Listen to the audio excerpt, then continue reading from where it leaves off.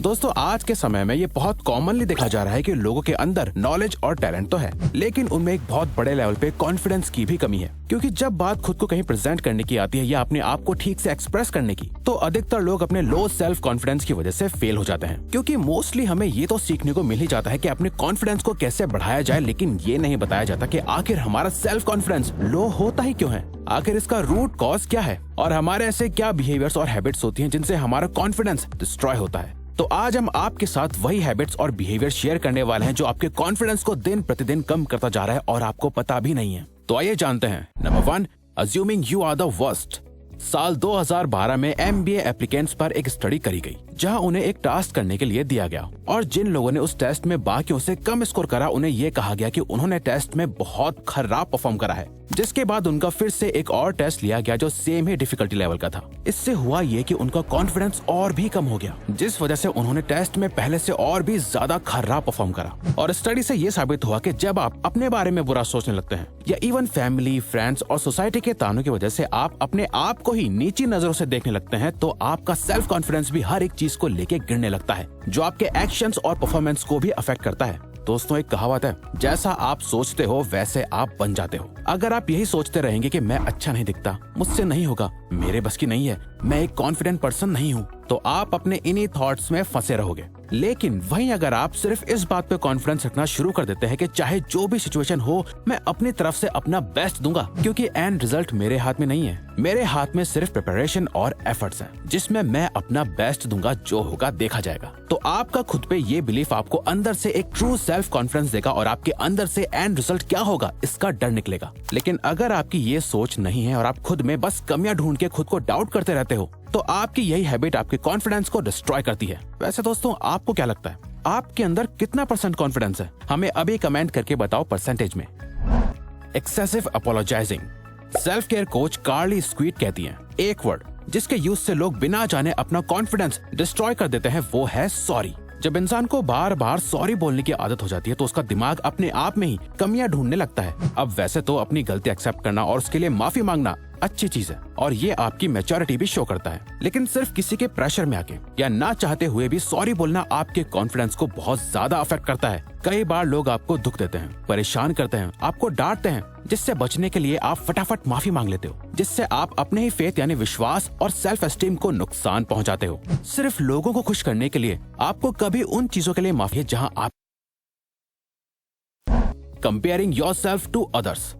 University of California में एक study conduct करी गई थी जिसका नाम था hedonic consequences of social comparison. इसमें देखा गया कि लोगों की हैप्पीनेस कैसे दूसरे लोगों से अफेक्ट होती है। जहां अनहैप्पी लोगों के एक ग्रुप को एक एक्सरसाइज करवाने के बाद उन्हें ये बोला गया कि उन्होंने बहुत अच्छा परफॉर्म करा है। इससे उनका कॉन्फिडेंस लेवल और ज्यादा बढ़ गया और वो हैप्पी फील करने लगे। लेकिन जैसे ही उन्हें ये न्यूज दी गई कि उनके साथ के लोगों ने उनसे भी ज्यादा अच्छा परफॉर्म करा है, तो वो लोग वापस से अपने अनहैप्पी और सैड स्टेट में चले गए और उनका कॉन्फिडेंस लेवल गिर गया। खैर, खुद को दूसरे से कंपेयर करना बहुत नॉर्मल है, इसे हम जानबूझकर नहीं करते। अगर हम किसी को हमसे अच्छी लाइफ जीते हुए देखते हैं, तो ऑटोमेटिकली हम अपने आप को उस दूसरे इंसान से कंपेयर करने लग जाते हैं। पर यहाँ कंपेयर करके उनसे इंस्पायर होने के बजाय अगर हम ये सोचेंगे कि सामने वाला बहुत अच्छी लाइफ जी रहा है और मेरी ही लाइफ इतनी खराब है जहाँ इतनी प्रॉब्लम्स हैं, तो ये हमारे कॉन्फिडेंस को बहुत ज्यादा गिरा देगा। आप चाहे जितना भी ट्राई कर लो, आप सबकॉन्शियसली खुद को दूसरों से कंपेयर करने से नहीं रोक सकते, बट उस कंपैरिजन से खुद को बुरा फील कराना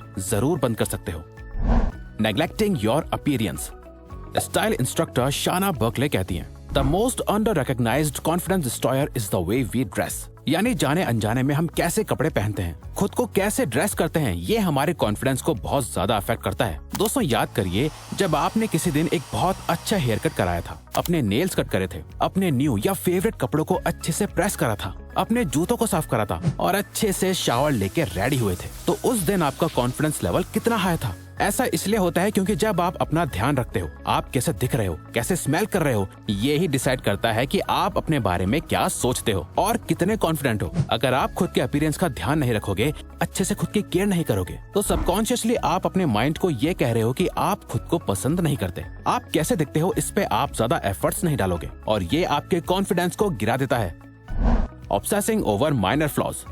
इतिमा शेट्स, a PhD candidate at Cambridge University and founder of Effectivology, कहते हैं, people subconsciously destroy their own confidence due to a pattern of thinking called the spotlight effect. यानी अधिकतर लोग अपना सेल्फ कॉन्फिडेंस स्पॉटलाइट इफेक्ट की वजह से गिरा देते हैं। दोस्तों, स्पॉटलाइट इफेक्ट में आप अपनी छोटी से छोटी कमियों को इतना ज्यादा बड़ा बनाकर देखते हो कि आपको लगता है कि लोग आपकी उन कमियों को नोटिस कर रहे हैं, और ये आपके कॉन्फिडेंस को बहुत ज्यादा डिस्ट्रॉय करता है। आइए इसे एक बहुत ही सिंपल और कॉमन एग्जाम्पल से समझते हैं। फॉर एग्जाम्पल, मान लो आपके फेस पे एक पिंपल आ गया और आपको लग रहा है कि उस पिंपल की वजह से आपका पूरा दिन खराब जा रहा है। लोग आपके इस पिंपल को नोटिस कर रहे हैं और ये आपके लुक्स को खराब कर रहा है, आप अच्छे नहीं दिख रहे। तो यहाँ बेसिकली स्पॉटलाइट इफेक्ट काम कर रहा है, जहाँ आप एक छोटी सी चीज को इतना बड़ा बना रहे हो जो रियलिटी में कुछ भी नहीं है, क्योंकि अधिकतर लोगों को इससे कोई फर्क नहीं पड़ रहा होता कि आपके फेस पे पिंपल है या नहीं, या आप किस प्रॉब्लम को फेस कर रहे हो। ये थॉट बस आपके दिमाग में बहुत ज्यादा बड़ा होता है और इससे आपका कॉन्फिडेंस डिस्ट्रॉय हो रहा होता है। जबकि रियलिटी तो यह है कि सबका खुद पे ज्यादा ध्यान होता है, बजाय आप पे या किसी और पे ज्यादा फोकस करने पे।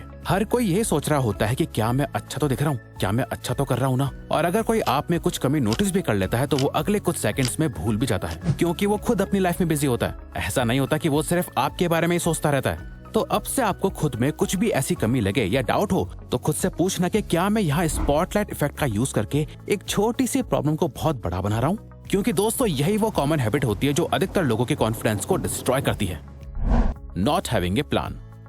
दोस्तों, मान लो आप अपने किसी एग्जाम की प्रिपरेशन कर रहे हो। उसके लिए आपको क्या पढ़ना है, कितना पढ़ना है, कितने टाइम में पढ़ना है, कैसे पढ़ना है, इन सब का एक सेट प्लान है। आपने हर सब्जेक्ट को, हर चैप्टर को सही टाइम से डिवाइड करा है और प्लान के अकॉर्डिंग आप एग्जाम से पहले फुली प्रिपेयर्ड हो जाओगे। वहीं आपके दोस्त के पास कोई प्लान नहीं है, उसका कोई गोल सेट नहीं है, वो बस रैंडमली कुछ भी पढ़ता जाता है। उसे नहीं पता कि वो जो पढ़ रहा है वो एग्जाम में कितने इंपॉर्टेंस रखता है। अब चाहे आपका या आपके फ्रेंड का एग्जाम कैसा भी जाए, आप ये सोचो कि आप दोनों में एग्जाम वाले दिन कॉन्फिडेंस किसका ज्यादा होगा, वो जिसने इस एग्जाम को क्रैक करने का पूरा प्लान बनाया, या फिर उसने जो बस ऐसे ही एग्जाम देने आ गया। बिना प्लानिंग के कोई भी एक्शन लेने से आप किसी भी हाल में कॉन्फिडेंट फील नहीं कर सकते। ज्यादातर लोग इसीलिए अपने गोल्स को अचीव नहीं कर पाते, क्योंकि उन्हें पता नहीं होता कि उस गोल तक पहुंचना कैसे। इसीलिए उनके अंदर ये कॉन्फिडेंस ही नहीं आता कि वो इसे भी अचीव कर सकते हैं। Lowering your standards.